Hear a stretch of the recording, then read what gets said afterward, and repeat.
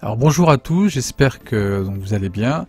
Je vous fournis donc la suite de ma précédente vidéo sur GPT Vision et voir précisément si ça fonctionne ou pas cette fois-ci. Et on va voir, on va aller un peu plus loin et on a des retours très positifs. Mais je vais vous montrer quelques subtilités qui fait que pourquoi ça peut fonctionner plus facilement ou pourquoi ça ne fonctionne pas du tout. Alors regardez, je pose cette photo. Donc je lui demande, je lui dis alors peux-tu me dire à quoi correspond cette image? Et il me dit l'image semble montrer un espace urbain, donc il me l'a décrit, mais il me dit pas précisément en fait le lieu en fait à quoi correspond cette image.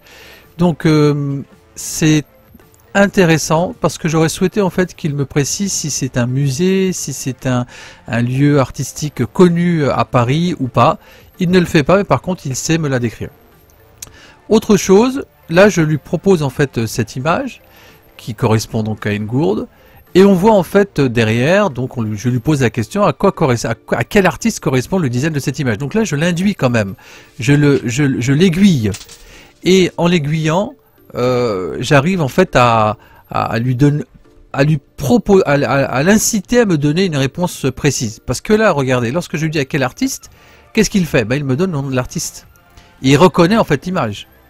Par contre, regardez ici, si je lui dis, peux-tu me dire ce qu'est cette image? Et là, en fait, là, non. Il dit, l'image montre une bouteille noire avec un motif blanc dessus.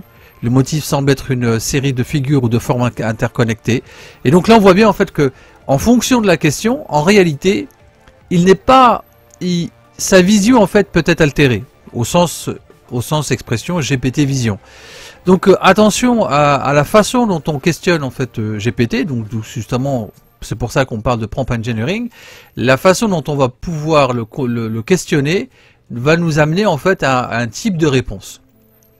On continue, là par contre là je ne lui dis pas en fait connais-tu ce monument, je lui dis reconnais-tu à quoi correspond cette image? Et là il me répond correctement. Donc là on voit bien en fait que là c'est positif puisque je ne lui ai rien dit, je ne l'ai pas induit, je ne l'ai pas orienté. Mais par contre là, il me répond directement. Même chose en fait pour ce menu. Je lui dis écoute, moi je n'arrive pas à lire en fait ce menu. Peux-tu me dire en fait ce qu'il contient? Ou je vais lui dire même encore mieux, je n'arrive pas à lire ce document, donc je ne l'induis pas, je ne lui précise pas que c'est un menu. Peux-tu me dire ce qu'il contient mais en français s'il te plaît? Bien sûr, qu'est-ce qu'il fait? Il me traduit en fait le menu et ça c'est très intéressant. Donc là il a su en fait en tirer en fait les informations que je souhaitais. Autre chose, vous vous rappelez en fait dans la vidéo précédente, il n'arrivait pas en fait à lire cette image qui était en fait une lettre manuscrite. Ici en fait il y arrive et il l'a décrit, il me la recopie pour que je puisse bien en fait bien la lire. Donc même chose, là je lui demande en fait la structure moléculaire. Là il me dit je ne peux pas, hein, je ne sais pas quoi faire, je ne connais pas parce que c'est une structure 3D, c'est complexe, il va falloir essayer de m'aider. Là cette fois-ci pour l'image précédente, vous vous rappelez en fait cette image, elle était dans l'ancienne vidéo, il n'arrivait pas à la lire.